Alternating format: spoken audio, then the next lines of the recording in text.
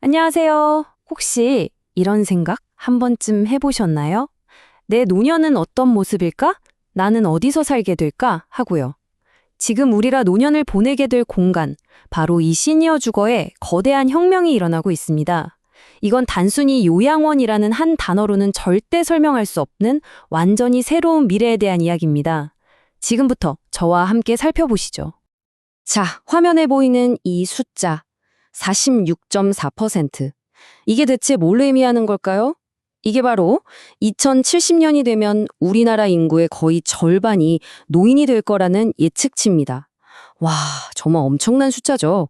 이게 그냥 먼 미래 이야기가 아닙니다. 이 통계 하나만 봐도 우리가 왜 이 문제를 지금 당장 아주 심각하게 이야기해야 하는지 분명해집니다. 이 그래프를 한번 보세요. 불과 20년도 채 남지 않은 2040년이 되면 우리나라 인구 구조는 지금과는 완전히 달라집니다. 지금의 안정적인 피라미드 형태가 아니라 윗부분이 훨씬 두꺼워진 항아리 모양으로 극적으로 바뀌는 거죠. 이 인구 구조의 시한폭탄은 더 이상 먼 미래의 일이 아니라 정말 우리 눈앞에 다가온 현실입니다. 네, 맞습니다. 바로 이 인구 구조의 거대한 전환점. 이게 바로 우리가 노년의 주거 환경을 완전히 처음부터 다시 생각해야만 하는 이유입니다. 기존의 방식으로는 더 이상 감당할 수 없는 시대가 정말 코앞까지 온 거죠. 그럼 지금 우리나라의 시니어 주거 시스템은 어떨까요? 가장 큰 문제가 바로 이겁니다. 한쪽에는 정말 초고가의 럭셔리 시설이 있고요. 다른 한쪽에는 기본적인 정부 복지 시설이 있습니다. 문제는 뭐냐면 이 양극단 사이에 대다수의 평범한 중산층을 위한 선택지가 거의 없다는 거예요. 거대한 틈새가 있는 거죠. 아니, 그럼 도대체 왜 이런 선택의 공백이 생겨버린 걸까요? 그 이유를 한번 깊숙이 들여다보면요. 우리 사회가 마주한 훨씬 더 근본적인 문제를 발견하게 됩니다. 지금 시장은요, 표에서 보시는 것처럼 정말 극단적으로 양극화되어 있습니다. 무료거나 저렴한 복지시설에 들어가려면 굉장히 엄격한 소득 기준을 통과해야만 하고요. 반면에 소위 고급이라고 불리는 시설들은 보증금만 수억 원대를 요구합니다. 결국 내가 가진 돈에 따라서 선택지가 극과 극으로 나뉘는 구조인 셈이죠. 근데 여기서 정말 의외의 원인이 숨어 있습니다. 그게 뭐냐면요. 바로 꼬일 대로 꼬인 법규 때문이라는 거예요. 노인복지법, 주택법, 건축법 이런 법들이 서로 막 얽혀 있다 보니까 사업자 입장에서 뭔가 새로운 형태의 주거 모델을 개발하고 싶어도 시도 자체가 너무 어려운 겁니다. 이 법적인 장벽이 결국 우리 같은 소비자의 선택권을 제한하고 있는 셈이죠. 그럼 어르신들은 정말 어디서 살고 싶어 하실까요? 마음은 당연히 내가 평생 살던 집이죠. 무려 83.8%가 지금 사는 집에서 계속 머물고 싶다고 하셨어요. 하지만 만약 건강이 나빠진다면? 그때는 현실적으로 56% 이상이 시설로 가야 할 것 같다고 답했습니다. 바로 이 욕망과 현실 사이의 커다란 간극. 이게 바로 독립적인 생활과 전문적인 돌봄, 그 사이를 이어주는 새로운 형태의 주거 공간이 절실하게 필요한 이유입니다. 자, 그럼 이제부터는 좀 희망적인 이야기를 해볼까요?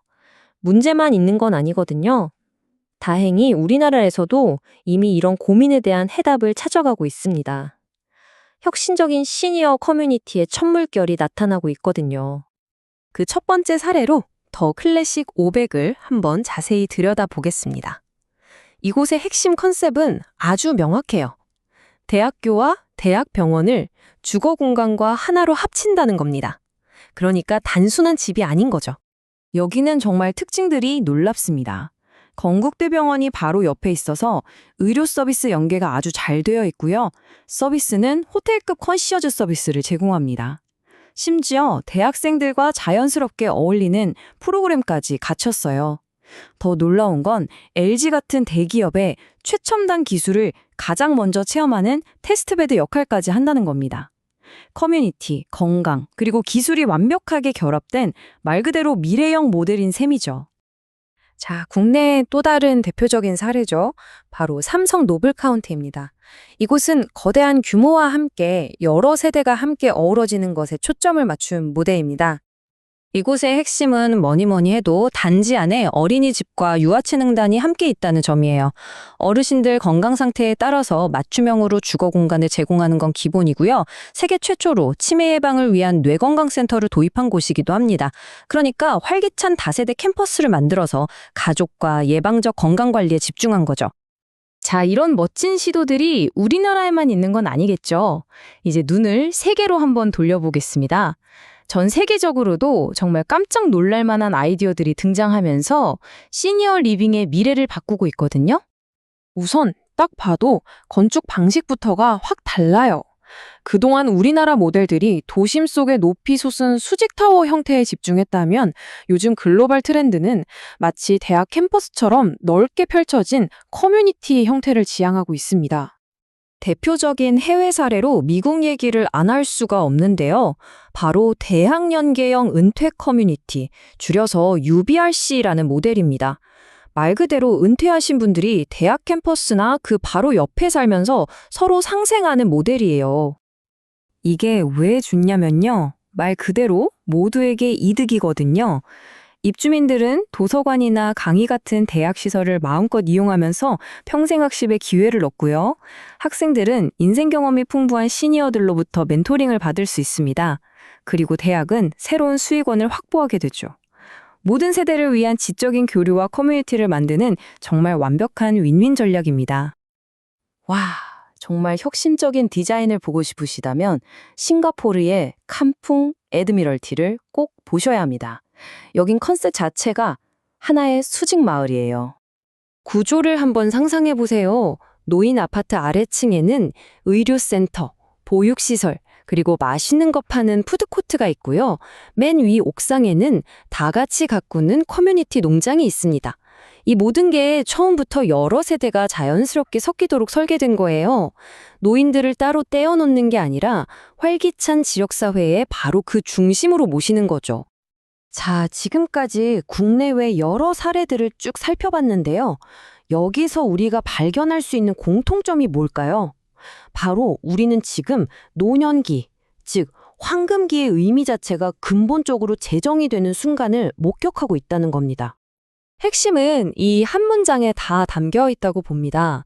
목표가 시니어를 위한 시설에서 시니어 중심의 건강한 삶을 누리는 시설로 이동하고 있다.